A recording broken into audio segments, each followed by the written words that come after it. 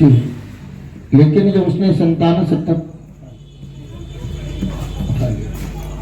संतान सप्तमी का व्रत विधि विधान के साथ में किया, उसे पुत्र का सुख प्राप्त हुआ। देवकी ने कहने लगी, महाराज, देवकी ने ऋषि से कहा कि मुझे राजा नहुष की कथा सुननी है। राजा नहुष कौन थे? लोमस ऋषि ने कहने लगे कि राजा नहुष अयोध्या के राजा थे। उनकी पत्नी का नाम चंद्रमुखी था। उन्हीं के नगर में एक ब्राह्मण रहा करता था, जिस ब्राह्मण की पत्नी का नाम भद्रमुखी था। रानी और ब्राह्मणी में बड़ा प्रेम था। दोनों एक दिन गंगा में सरयू में स्नान करने के लिए गई हैं, तो जाकर के देखी कि बहुत सी स्त्रियां निर्मल वस्त्र को पहन करके भगवान शंकर, माता पार्वती का पूजन कर रही हैं। स्त्रियों ने जाकर के पूछा, बहनों तुम क्या कर रही हो? उन स्त्रियों ने कहा, हम संतान सप्तमी का व्रत कर रहे हैं। रानी और ब्राह्मणी दोनों ने व्रत करने का मन ही मन में संकल्प ले लिया कि यह व्रत हम भी करेंगे। रानी ब्राह्मणी दोनों घर की ओर वापस आ गई। ब्राह्मणी उस व्रत को करती रही, लेकिन रानी कभी करती थी और कभी नहीं करती थी, कभी भूल जाती थी। इस तरह का संताप रहा। कुछ दिन के बाद दोनों की मृत्यु हो गई। रानी की मृत्यु हुई तो रानी ने बदरिया की योनि प्राप्त की। अब ब्राह्मणी मरी तो मुर्गी की योनि प्राप्त की। ब्राह्मणी मुर्गी की योनि में भी यह संतान सप्तमी का व्रत करती रह गई, वह नहीं भूली। लेकिन रानी बदरिया की योनि में भी सब कुछ भूल गई।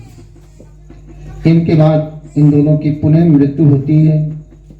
मृत्यु होने के बाद रानी जो थी एक राजा के घर पर जन्म लेती है। अब ब्राह्मणी गोकुल निवासी अग्निशील नामक ब्राह्मण के यहाँ जन्म लेती है। ब्राह्मण अपनी कन्या का नाम भूषण देवी रखा। भूषण देवी अत्यंत सुंदर थी।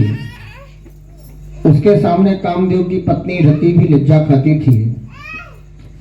इतनी सुंदर होते हुए भी वह भूषण ब्राह्मणी जो थी, यह संतान सप्तमी का व्रत नियम पूर्वक करती रही और रानी इस व्रत को भूल जाती है।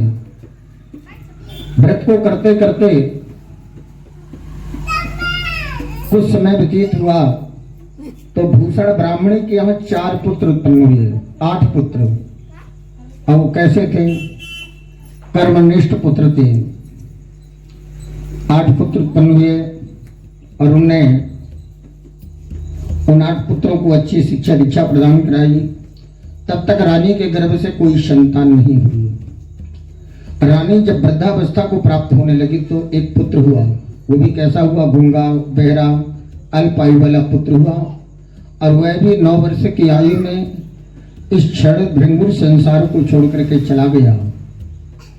रानी पुत्र शोक से अत्यंत दुखी रहने लगी। तब ब्राह्मणी ने रानी के संताप को दूर करने के लिए अपने 8 पुत्रों को ला करके रानी के पास में छोड़ दिया। रानी के मन में उस ब्राह्मणी के पुत्रों के प्रति में ईर्ष्या उत्पन्न हुई तो उसने उन ब्राह्मण पुत्रों को मारने के लिए लड्डू में जहर मिलाकर के खिलाया। लेकिन भगवान शंकर की कृपा से एक भी पुत्र की मृत्यु नहीं हुई। इस आश्चर्य को देख करके रानी बड़े आश्चर्य में पड़ गई। यह कौन सा दान कर रही है, कौन सा पुण्य कर रही है, जिसमें से इसमें एक भी पुत्र की मृत्यु नहीं हुई। ऐसा रानी बारंबार अपने मन में सोचती रही। इतने में भूषण देवी ने आई तो रानी कहती है, मैंने तेरे पुत्रों को मारने के लिए लड्डू पे जहर मिला करके दिया, लेकिन तेरा एक भी पुत्र नहीं मरा। तो सच सच बता, तूने कौन सा दान की, कौन सा पुण्य की? तब जाकर के भूषण ब्राह्मणी ने कहने लगी, रानी मैं तुम्हें 3 जन्म की कथा कहती हूँ। मुझे पूर्व जन्म की कथा याद है। पहले जन्म में तू राजा नहुष की पत्नी थी। तेरा नाम चंद्रमुखी, मेरा नाम भद्रमुखी था। हम तुम दोनों अयोध्या में निवास करते थे और एक दिन हम और तुम दोनों सरयू में स्नान करने के लिए गए। बहुत सी स्त्रियां यही संतान सप्तमी का व्रत कर रही थी। मैं और तुमने मिलकर के इस व्रत करने का संकल्प ले लिया कि व्रत हम भी करेंगे, लेकिन रानी तूने राजमद के कारण इस व्रत को कभी करती थी और कभी नहीं करती थी। इसके बाद दूसरा जन्म हुआ मुर्गी की, मुझे मुर्गी की योनि प्राप्त हुई, तुझे बंदरिया की योनि प्राप्त हुई। तब भी तू इस व्रत को नहीं की। मैं मुर्गी की योनि में भी इस व्रत को मैं कर रही हूँ और आज भी इस व्रत को मैं करती हूँ। मैं तो समझती हूँ तुम्हारे ऊपर जो संकट उत्पन्न हुआ ना, केवल एक ही कारण है, यही कारण है। इसलिए मैं तुमसे कहती हूँ कि तुम बड़े पूर्व की संतान सप्तमी का व्रत करो तो तुम्हें भी संतान का सुख प्राप्त मिलेगा। भूषण ब्राह्मणी के कहने पर रानी ने इस व्रत को विधि विधान से किया, उसे पुत्र का सुख प्राप्त हुआ। लोमस ऋषि की इतनी कथा सुनकर के देवकी ने कहने लगी, प्रभु आपने मुझे कथा तो बताई, लेकिन कथा का विधान तो बताए। तब जाकर के लोमस ऋषि ने कहने लगे कि देवकी, इस व्रत का विधान ना एक दिन पहले से आरंभ हो जाता है। व्रत करना है, एक दिन पहले से मैं व्रत आरंभ हमारा हो जाता है। संध्या कालीन सूर्यास्त के बाद भोजन बंद कर दिया जाता है।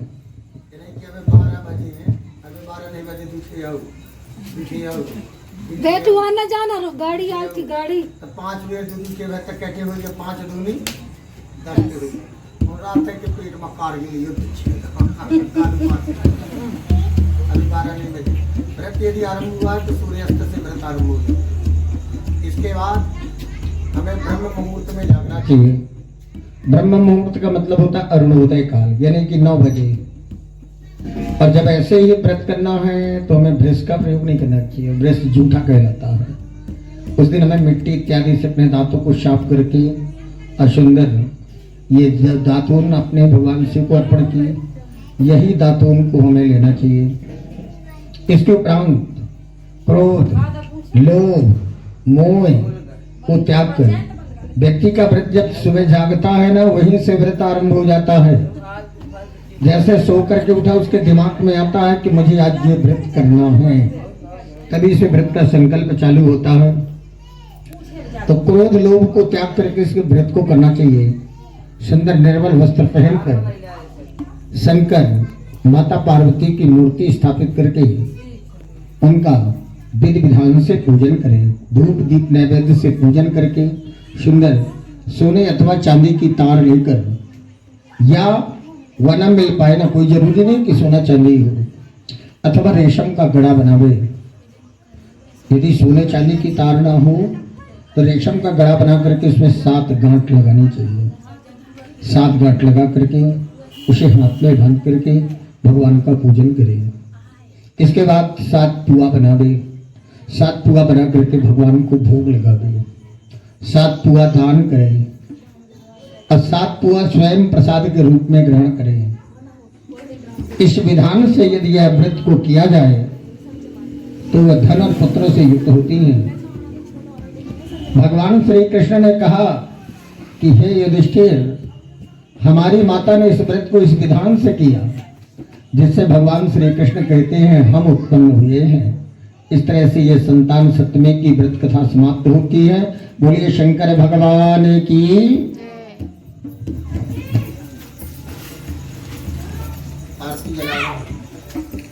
वही अंदर रखी यार, देखिए आराम से निकाले ऊपर। नहीं कुछ उड़ा नहीं उतारो तो क्या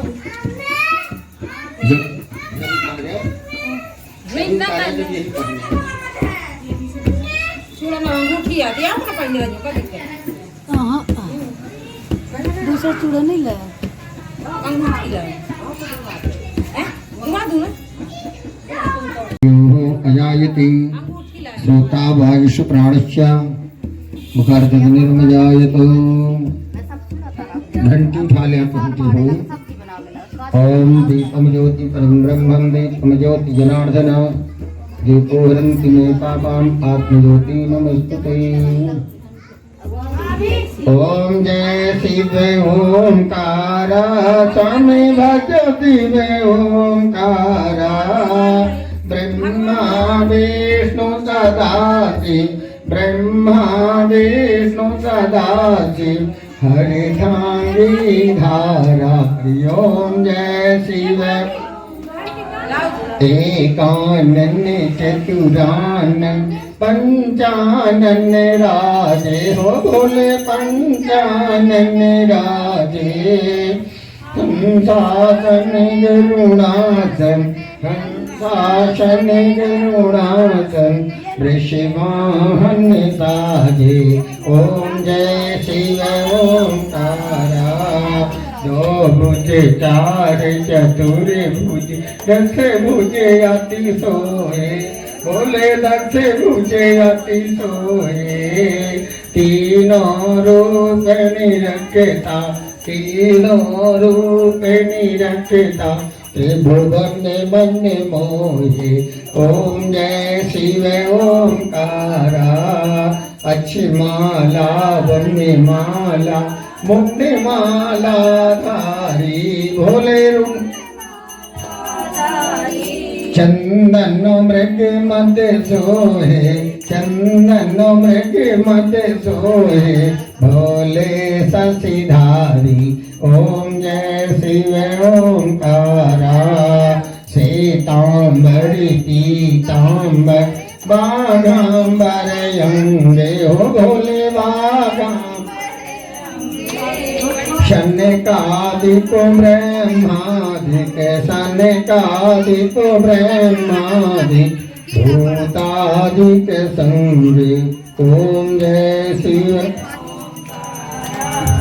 कर के माथे कमंडल चक्र त्रिशूल धरता भोले चक्र त्रिशूल सुख करता दुख हरता जग करता जग हरता जग पालन करता ओम जय शिव ओंकारा ब्रह्मा विष्णु सदाशिव जानत अविवेका भोले जानत